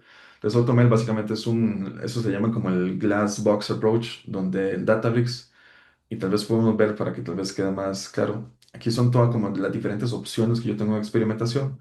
Entonces, por ejemplo, para clasificación yo podría venir directamente acá y definir la experimentación que quiero hacer. Entonces, lo que el AutoML es, me va a probar diferentes modelos y para cada uno de esos diferentes modelos tal vez va a probar diferentes conjuntos de hiperparámetros que ya están predefinidos por Databricks. Yo simplemente le digo cuál es el dataset que quiero utilizar para ese entrenamiento, un cómputo que quiero utilizar. Y si volvemos a experimentos, volvemos al ejemplo que corrí antes, pueden ver acá, cuando cargue, todos esos son como los diferentes experimentos que corrió AutoML. Entonces yo no tuve que hacer nada más que definirle cuáles eran los datasets. Entonces ese proceso va a comenzar a experimentar diferentes algoritmos, diferentes métricas y me va a dar como un ganador. Entonces yo aquí puedo por ejemplo, aquí tengo la métrica, entonces yo podría sortear por el F1 score para ver cuál fue el modelo que tuvo el mejor resultado. Y como parte del proceso de AutoML, él me va a generar dos notebooks. Un notebook de exploración que va a ser como básicamente un IDA, como el profiling que vimos en la primera instancia, pero un poco más completo, analizando los diferentes features. Y me va a generar un notebook para el mejor modelo. Entonces yo podría después tomar este notebook y a partir de este notebook seguir haciendo el tuneo fino eh, de mi modelo. Entonces este notebook se va a parecer mucho, de hecho, al notebook que tenía abierto con la IGBM. Entonces para este caso específico, él entendió que la IGBM era el mejor modelo, pero aquí, bueno, hizo mucho lo de la generación de los datasets, pero él aquí tiene como un espacio de búsqueda y va a ser como estos trials que ya más la búsqueda de hiperparámetros, que sería lo que yo haría en un proceso de data science, no tanto como tener el modelo predefinido. Entonces, estas son algunas de las opciones que tenemos en la plataforma. Entonces, volviendo a nuestro ejemplo, vimos un poco el experimento, cómo se veía el objeto, lo importante de registrar el objeto. Entonces yo aquí ya definí los hiperparámetros que tenía para la JVM, hice el entrenamiento, el, entonces ya aquí es simplemente el proceso de entrenar el modelo, donde está fiteando completamente. Y al final esto me va a dar, bueno, esta función me retorna como unos resultados del entrenamiento, que justo aquí yo tengo las diferentes métricas de hasta dónde llegó en esa optimización y luego cuál fue el modelo que generó. Entonces, si quiero ver el modelo, al final el modelo es parte de un pipeline que definí en sklearn, que está haciendo algunas transformaciones y que al final es un clasificador de la JVM que tiene algún tipo de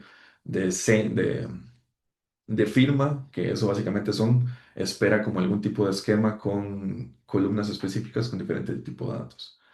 Y como parte de la generación del modelo, ya yo aquí lo puedo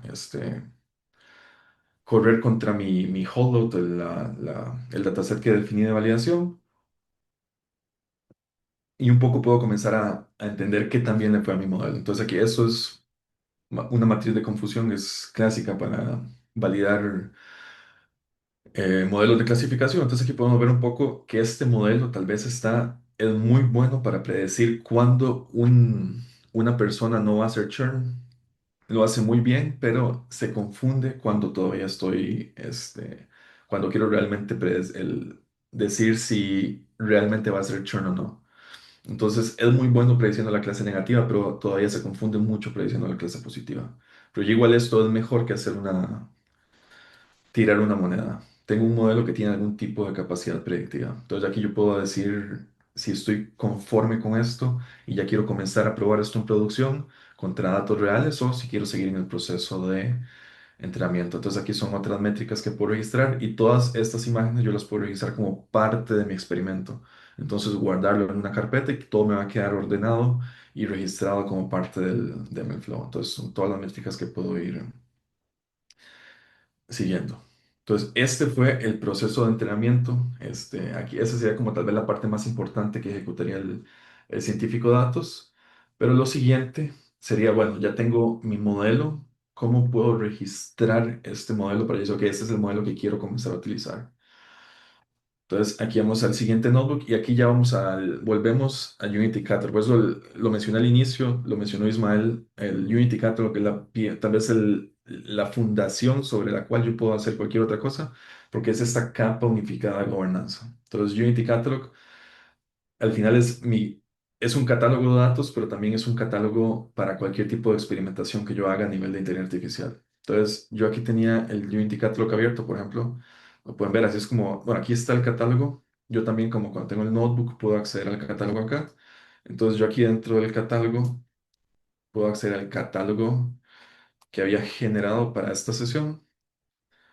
Entonces, dentro del catálogo generé un esquema. Dentro del esquema, y tal vez lo voy a abrir para que lo podamos ver en el explorador.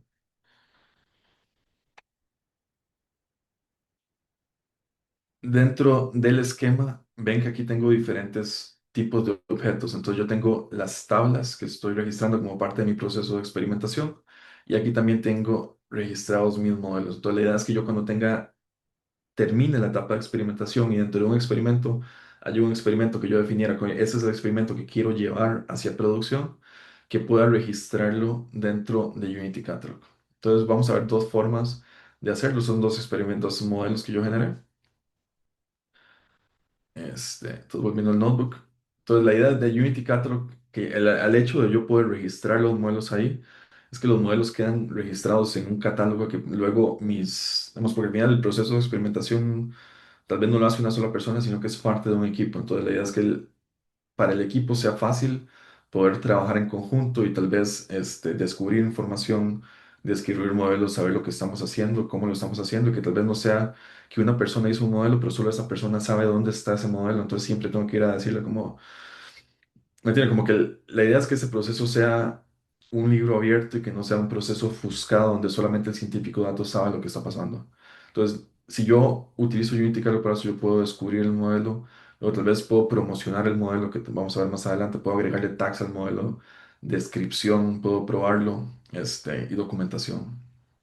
Es un poco cuando yo termino la etapa de experimentación, la idea es que todos mis experimentos yo pueda escoger un modelo que sea el que vaya a comenzar a probar. Y la idea es que ese modelo yo lo escoja dentro de Unity Catalog. Bueno, lo escoja dentro de Unity Catalog, o sea, yo lo escoja como parte del proceso de experimentación, pero luego lo registre dentro de Unity Catalog. Entonces, aquí en el código como parte del DB lo que me va a mostrar es cómo yo puedo de forma programática aprovechar el,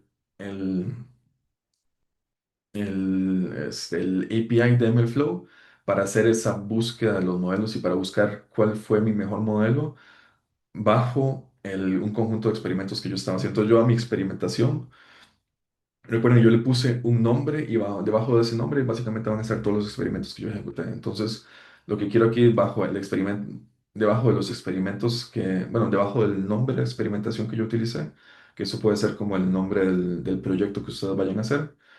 Entonces, quiero listar todos los experimentos que se ejecutaron y ordenarlos por la métrica de evaluación. Entonces, de forma programática, yo puedo decirle, ok, bajo esa carpeta de experimentación, devuélvame el modelo que me diga mejor métrica de la métrica que a mí me interesa. Entonces, con el API me dice, ok, aquí me parecían más modelos, simplemente para este ejemplo es uno. Si estuviera aprovechando el AutoML, aquí vendrían más y sorteados por el F1 Score. Entonces, después yo simplemente hago la extracción del primer modelo dentro de esa lista de mejores modelos y luego aprovecho el API de MLflow para registrar ese modelo.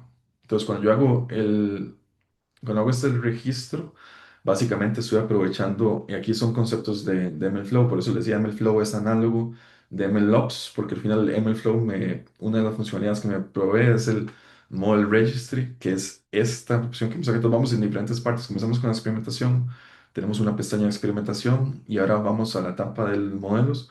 Para eso tengo el registro de modelos de MLflow, lo puedo hacer de forma programática. Entonces ahí registro un modelo, al modelo le di algún tipo de versión, le agregué algunos tags como metadata para que la gente sepa o mis compañeros sepan lo que yo estaba haciendo, y le agregué algún tipo de alias.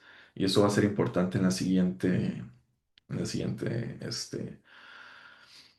notebook. Pero antes de ir a eso, veamos el modelo. Entonces aquí yo tengo dos modelos. El que me interesa es este de churn.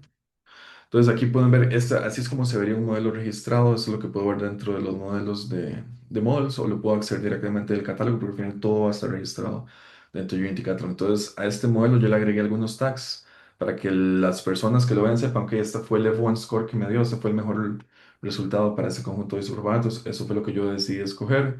Le agregué otros tags como bueno, esto es tan abierto como yo quiera. Yo puedo tener algunas definiciones a nivel de equipo de que todos los modelos vayan con cierta metadata para que la gente sepa lo que está pasando. Pero la parte importante es tal vez como parte del proceso de MLflow es este concepto de los aliases y el de champion y challenger. Entonces, ven que aquí este modelo tiene una versión. Lo importante del registry tal vez es que yo bajo un nombre voy a registrar modelos y cada vez que yo al mismo nombre le agregue bajo el mismo nombre trate de registrar un nuevo modelo, eso me va a generar una nueva versión. Entonces yo aquí podría tener n versiones, yo solo corrí una sola vez, entonces tengo una única versión, pero eso me permite que yo como parte del proceso de experimentación, menos que yo ya corrí todo este proceso, estoy feliz con mi modelo y esa va a ser la versión uno, pero luego me doy cuenta que el modelo no le va tan bien, entonces vuelvo a hacer vuelvo como tal vez al proceso de experimentación, tengo un nuevo feature, ese nuevo feature hago un nuevo entrenamiento y luego hago un nuevo registro del modelo. Entonces, si lo registro bajo el mismo nombre, eso va a ser una nueva versión del modelo. Entonces, aquí para ver la versión uno específicamente, el, igual eso es metadata que viene propiamente del experimento. Pero un punto importante, y eso lo vimos en la primera parte, es que yo tenga también claro como todo este proceso de linaje de mi modelo. Entonces yo sepa exactamente cuáles fueron los datos que se utilizaron para generar ese modelo y que también mis compañeros lo puedan ver. Entonces aquí es como data y lo puedo ver porque tengo el modelo registrado en Unity Catalog y Unity Catalog tiene acceso a todos los datos que están dentro de la plataforma. Entonces yo aquí puedo ver exactamente cuál fue la tabla que se utilizó para generar el modelo en esta versión específica. Y yo después también puedo expandir y ver qué tablas generaron la tabla que me generó el entrenamiento. Y inclusive tengo la opción, y eso me pareció súper interesante, que por ejemplo, como parte cuando generamos los features, generé este feature de básicamente cuántos este feature era como un contador de cuántas suscripciones tenía el usuario. Entonces yo puedo, inclusive cuando hago feature engineering como parte del linaje, puedo ver cuáles fueron los campos que utilicé para generar el feature. Entonces, como todo ese concepto de linaje para que mi equipo inclusive quede el registro de exactamente qué es lo que está pasando con todo el proceso de experimentación. Entonces, esto es súper poderoso y aquí puedo ver las diferentes versiones, pero es un poco linaje y por eso es tan importante agregar todos los metadatos como parte del proceso de experimentación. Entonces, bueno, igual eso ya lo habíamos visto como parte del experimento. El, el overview, que entonces volvemos al modelo. Entonces, eso es lo importante de que yo tenga este registro y dentro del MLflow yo puedo tener N modelos registrados y eso asociado a diferentes catálogos. Entonces, aquí este notebook simplemente estamos haciendo ese registro. La siguiente parte, y eso es un poco cómo lo vemos en el demo, es más como una simulación, pero aquí asumamos todos de que hay un nuevo modelo, entonces pase por ese proceso de experimentación. Aquí no vamos a entrar en detalle tal vez en el código, pero es un poco como parte del proceso de MLflow, que se entienda la idea de que tengo un modelo que está ya en producción, ya lo cubrí, ya lo utilicé varias veces y ese modelo ha estado corriendo, pero como parte del proceso de experimentación llegué y generé un nuevo modelo. Y este nuevo modelo tal vez tiene un mejor desempeño que el anterior. Entonces quiero promocionar este nuevo modelo para que sea el nuevo modelo que es como mi modelo champion. Entonces, volviendo a la definición, cuando yo generé el modelo, le agregué, y aquí tal vez el mismo modelo tiene las dos definiciones, pero imaginemos que tenemos dos versiones del modelo. Entonces, tengo un modelo que es el que estoy utilizando en producción, que va a ser mi champion, y luego tengo un modelo que es una nueva versión, que es el que el que tal vez viene de un nuevo proceso de experimentación y ese modelo va a ser mi challenger. Entonces, un poco lo que en ese notebook vamos a hacer o estamos haciendo es, voy a comparar las métricas de desempeño entre mi modelo champion y mi modelo challenger. Entonces, esto lo hago para entender si el nuevo modelo realmente tiene sentido que yo lo promocione para hacer el nuevo modelo que voy a utilizar para hacer las nuevas experimentación. Y un poco como el notebook lo hace es que el notebook le asigna como un costo a las diferentes capacidades predictivas. Entonces, como volviendo a la matriz de confusión donde teníamos los verdaderos positivos, los falsos negativos, todo este esquema. Entonces, estamos haciendo acá como para hacer este ejercicio es que le asignamos como un costo específico a las diferentes métricas del modelo y sobre ese costo los comparamos entre los diferentes modelos. Entonces, aquí es el mismo modelo, entonces va a ser exactamente igual. Pues como para yo tenga esta justificación de negocio, porque al final la idea de este modelo está en producción, este modelo está teniendo algún impacto en el negocio. Entonces, si yo quiero llevar un nuevo modelo, tiene que tener una justificación de negocio que yo lo vaya a llevar a producción. Entonces, yo aquí puedo comparar. Aquí me está dando igual, pero el caso es si el Challenger fuera no sé, tuvo una mejor capacidad predictiva, entonces basado en esta métrica que yo me inventé, basada en que básicamente determina el impacto económico que va a tener el nuevo modelo en producción, hago la comparación y si el Challenger fue mejor, básicamente lo que yo haría dentro del proceso, entonces imaginemos que es este juego con los aliases, entonces la versión 2 del modelo pasaría a ser mi champion. Y cuando vaya a hacer inferencia o cuando vaya a utilizar el modelo para hacer predicción, ¿no? Aprovechar el API de MLflow, lo que voy a hacer es buscar mi champion.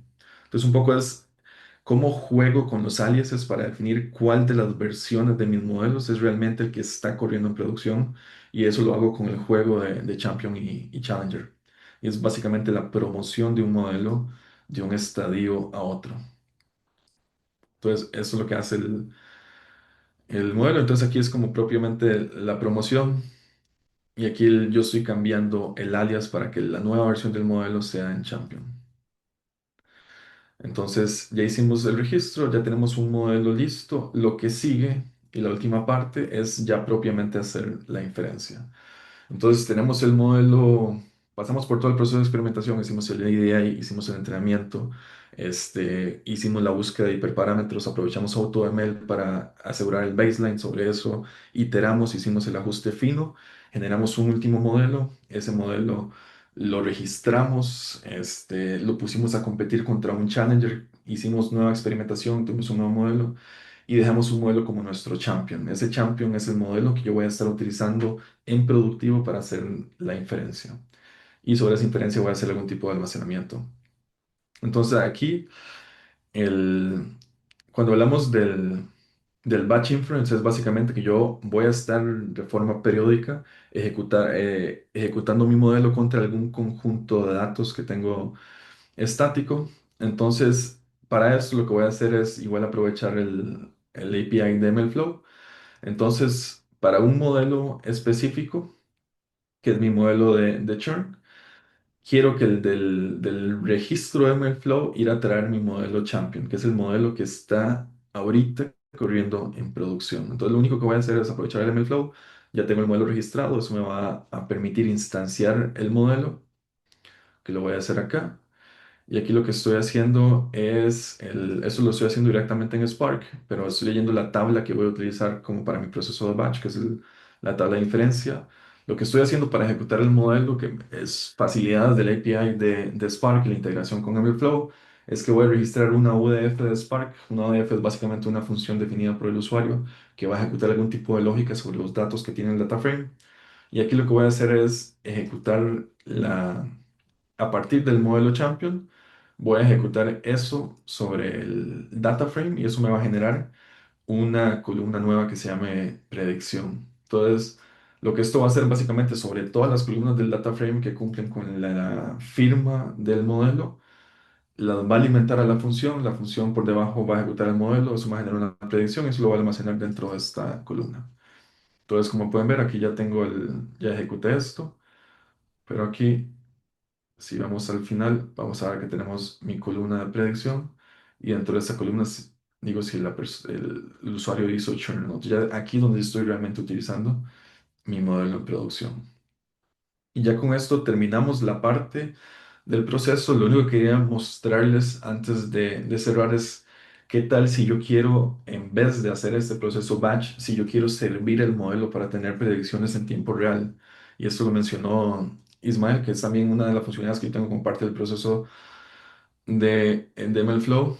Dentro de Databricks yo puedo generar serving endpoints para que el modelo pueda ser consumido a través de un API. Entonces tengo aquí finalmente esta capa de serving.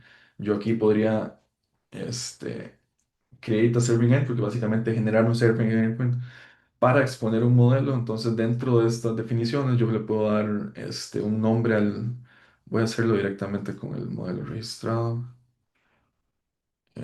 owned by me. Entonces el modelo de churn que ya tenemos registrado, ya lo que tenemos diferentes versiones. Entonces yo puedo, es tan fácil como venir al modelo que yo tengo registrado.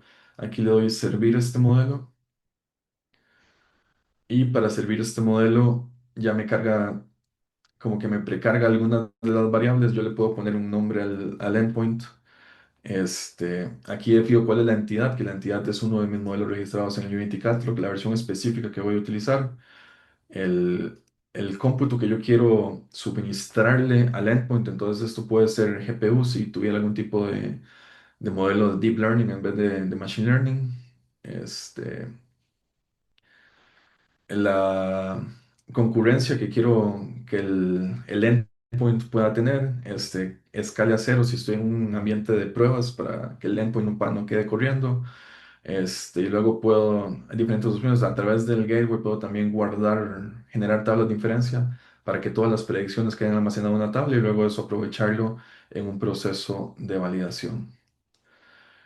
El, pero eso nada más quería mostrar esto rápidamente para que vean también la etapa final. Si yo no quisiera hacer batch, quiera generar un endpoint para que el modelo hiciera predicciones en tiempo real, eso también lo puedo hacer directamente. Este, y ya hablé bastante, muchísimo. Si tienen alguna consulta, por favor, déjenlas en el chat. Pero yo creo que ya con esto termina la parte del demo. Así que espero que les haya servido bastante. Muchas gracias. Pues, como les dije desde el principio, pues Marco es todo un rockstar para esto, entonces ya Ya lo pudieron comprobar. Voy a compartir el escritorio otra vez. Gracias, Marco, porque aquí hubo un montón de conocimiento que creo que ayuda a la audiencia a identificar. Ya una vez que definimos un problema de negocio, ya sabemos que necesitamos estarlo alimentando, estarlo entrenando, ¿no? Darle contexto, decimos, no solo porque sean proyectos de machine learning o de Generative AI, pues ambos necesitan este tipo de actualización del dato que va a eso a forzar también a la actualización del modelo. Entonces, platicábamos de algunas lecciones de campo y bueno, aquí sumarizadas hay que tener muy claro cuál es la necesidad del negocio para que una vez que lo podamos identificar, y también al definir cuál es el problema que estaríamos atendiendo con esta automatización que pretendemos hacer con este tipo de experimentación, pues hay que definir el impacto, ¿no? Eso es lo más importante. Y a la gente que pone los dineros, a los directores de área, a los CEOs, CDOs y AIOs, pues todos quieren ver el impacto medible, ¿no? Entonces, como científicos de datos, pues tenemos también esa responsabilidad. Una buena parte sí es experimentar, pero otra parte es darle un propósito a esa experimentación. Y estar conscientes de que justamente para escalar, la solución de IA, la que definamos, pues está viva como el negocio, ¿no? Entonces, es importante que siempre que hagan una experimentación, según yo sí. Ups, discúlpenme. Ok, creo que me voy a regresar el slide. Decíamos terminado la demo. Sí, disculpen, no había compartido. Decimos de los do's y los don'ts. Ya comentábamos de la claridad de la necesidad del negocio y qué es lo que estamos resolviendo. Comprender y sobre todo también con nuestros stakeholders, hacerles saber que esto no es un ejercicio de una única vez. Justamente para eso existen estos marcos de trabajo, para que los modelos se vayan actualizando conforme el negocio también va avanzando, ¿no? Porque decimos estos dos elementos están vivos. De hecho, casi que uno es, el negocio es el elemento vivo y el otro es el modelo de ese negocio vivo. Y hay, siempre hay resistencia al cambio, pero, y desde cualquiera de los diferentes actores dentro de la organización.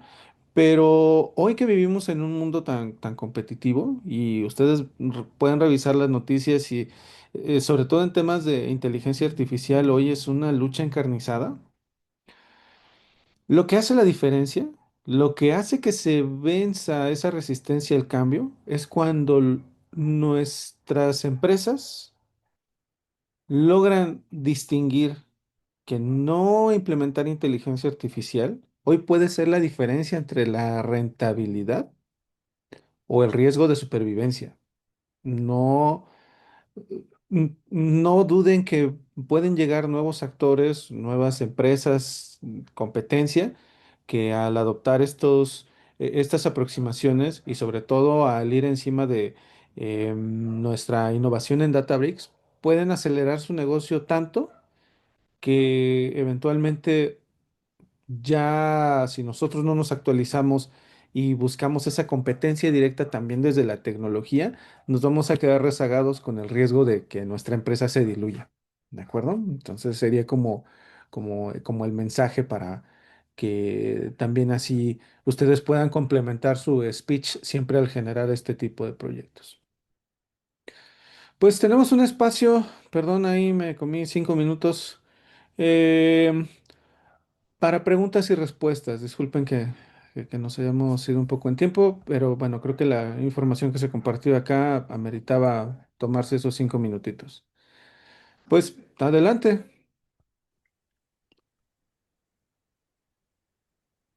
Ups. No voy a dejar de compartir. Bueno, y tal vez unas preguntas que más han hecho sobre la presentación y sí, vamos a compartir esto en el link de, creo que ya compartieron el link en el chat, pero la grabación se va a compartir este, en YouTube. Entonces ahí van a poder acceder al video y van a poder tal vez pasar nuevamente sobre todo el flujo que seguimos en el demo y que ustedes mismos puedan ejecutar los notebooks, ver los experimentos. Pues el momento de preguntar es justo ahora. Sí, no, aquí tenemos una pregunta sobre cómo se dispondría el modelo para el uso en tiempo real. Entonces, Mm, aquí tengo, bueno, es que cuando hablamos de tiempo real hay como varias opciones, porque el ejemplo que vimos, el Serving Endpoint, eso es, yo quiero tener un API que esté siempre corriendo. Eso me va a permitir de alguna forma tener el tiempo real, pero el tiempo real va a depender de a qué velocidad se muevan los datos sobre los cuales quiero aplicar ese tipo de predicción.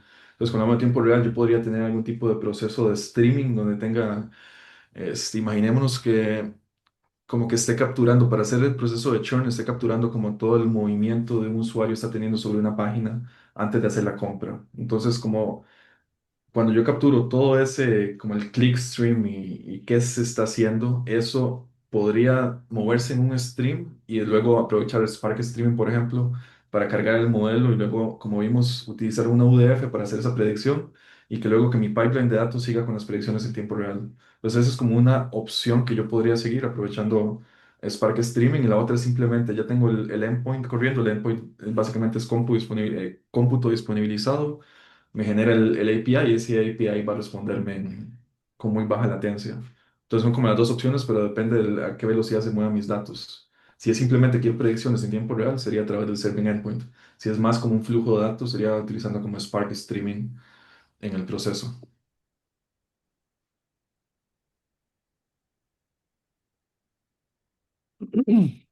Spark Streaming. Eh, Yesenia pregunta por los experimentos. El, bueno, Vamos a ver, los experimentos que yo generé, los generé dentro de mi workspace de Databricks. Entonces, yo soy el que tengo acceso a ese workspace. Ustedes cuando ejecuten los notebooks y ejecuten el código de MLflow, eso le va a generar experimentos dentro de su propio workspace de Databricks. Entonces, un poco cuando vayan, hoy Ismael mencionó la versión gratuita. Eso es una muy buena forma de que ustedes puedan probar todo esto. Y dentro de la versión gratuita básicamente le disponibiliza un workspace, un espacio de trabajo en Databricks, y dentro de ese espacio de trabajo es que ustedes van a tener una definición de Unity Catalog, y dentro de ese Unity Catalog bueno, y el MLflow que esté dentro de esa versión, ahí es donde van a tener el registro de sus experimentos y donde van a poder probar lo que vayan haciendo. Tal vez un punto a mencionar, cuando vean el demo, bueno, el demo que seguimos, el link. Yo la versión que seguí hoy es la que se llama como el Quick Start, que es simplemente, bueno, el proceso que seguimos, que es la preparación de los datos, entrenamiento del modelo, registro del modelo, la competencia del Challenger y la puesta en producción. Como parte de ese mismo demo hay una opción avanzada. Entonces, dentro de esa opción avanzada van a poder seguir el proceso. Creo que la opción utiliza, el paso adicional que hace es que utiliza AutoML para llegar a la modelo base, que lo vimos un poco, pero también hace como el tuneo de hiperparámetros, que esa parte no la vimos y es súper importante en el proceso de MLflow, que es propiamente la búsqueda de esos parámetros para los diferentes modelos. Y también pasa por la parte de validación del modelo, porque una vez que el modelo está en producción, yo tengo que asegurarme que ese modelo se comporte conforme yo espero. Entonces, lo que nosotros llamamos del drift del modelo. Entonces, para que puedan ver si van a hacer el demo, que puedan jugar con las dos partes, no solamente en la primera, sino que también vayan a jugar con la experimentación. Hay un par de preguntas que tenemos de un participante anónimo. Dice, ¿hay algún módulo de monitoreo dentro de Databricks para Model Serving Endpoint? Justo voy a poner la liga en el chat para que lo puedan revisar, sobre todo porque el tiempo es poco, pero por eso quiero ser práctico y ponerles el contenido. Sí, sí lo hay. La respuesta corta es sí lo hay. ahí en esta entrada de nuestra documentación lo van a poder revisar. Y se puede utilizar cualquier framework dentro de Databricks, por ejemplo, JAX.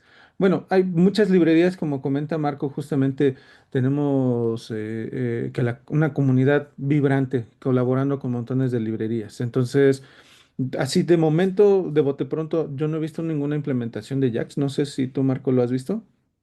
No, pero digamos, si la librería es de Python, yo en teoría podría instalarlo, pero al final depende de los lenguajes que puedo utilizar. Entonces vimos que yo puedo hacer Python, puedo hacer R. Entonces, en teoría, cualquiera de esas librerías de Python la podría utilizar cualquiera dentro de la plataforma. Es correcto. Justamente por ahí también yo iba a aportar eso mismo. Bueno, esto lo preguntó Héctor Juárez Menchaca. Y del otro lado, en el chat público, tienen un catálogo de modelos de uso, ejemplos aplicados a distintas soluciones para esto. Sí, lo van a encontrar en la documentación. No les podría decir que para todos los problemas, y bueno, pues nos recordemos que el tema es el dato de entrada, ¿no? Entonces los datos de las organizaciones van a ser diferentes, pero bueno, los pasos que se utilizarían para resolver un problema de industria similar, pues los pueden encontrar ahí descritos, ¿no? Y claro, bueno, hay que tropicalizarlos a las necesidades de las organizaciones, a la necesidad que tenga tu empresa en específico. ¿Cómo se manejan los costos de procesamiento y almacenamiento ya en producción, en etapas de entrenamiento e inferencia de los modelos? Por ejemplo, en una empresa financiera que maneja grandes volúmenes de datos. ¿Quieres contestar, mi estimado Marco? O igual acá les comparto la calculadora. Estaba, estaba contestando otra pregunta, no, pero sí hay, en términos de costos, un tema interesante de Databricks es que vamos a ver, el costo de Databricks siempre está asociado a la utilización de algún tipo de cómputo. Entonces, vamos a ver, cuando yo esté utilizando el notebook, ese notebook va a estar por detrás utilizando algún tipo de cómputo con librerías de Machine Learning para hacer la búsqueda de los datos. Luego el Serving Endpoint, por su lado, cuando esté sirviendo los datos, voy a ocupar algún tipo de cómputo. Entonces, dentro de Databricks los costos siempre van a estar asociados a algún tipo de cómputo y cuánto tiempo ese cómputo esté encendido y también las dimensiones del cómputo. Entonces, para datasets más grandes voy a utilizar tal vez cómputo con mayores máquinas, voy a utilizar clusters con mayores máquinas. Entonces, es variable dependiendo del tipo de cómputo que yo utilice y cuánto tiempo ese cómputo esté encendido. Y menciona muy bien Ismael que dentro de Databricks tenemos como calculadores un poco para que ustedes puedan dimensionar tipos de cómputos específicos, cuánto costaría este, por tiempo de utilización. Pero ese es un modelo, ese es básicamente el modelo de costos, es asociado al consumo y el consumo de cómputo directamente. Pero, por ejemplo, Unity Catalog per se, una vez que ustedes tienen Databricks, todas las funcionalidades están disponibles. No es como que se cobra por el feature, sino que el modelo es más por la utilización. Pero, digamos, Unity Catalog lo pueden utilizar cuando tienen Databricks, las capacidades de registro de modelos de experimentación. Todo lo podemos utilizar. Listo, pues creo que ya estamos justamente por cerrar el tiempo. Solo para recordarles, inscríbanse a nuestros próximos talleres.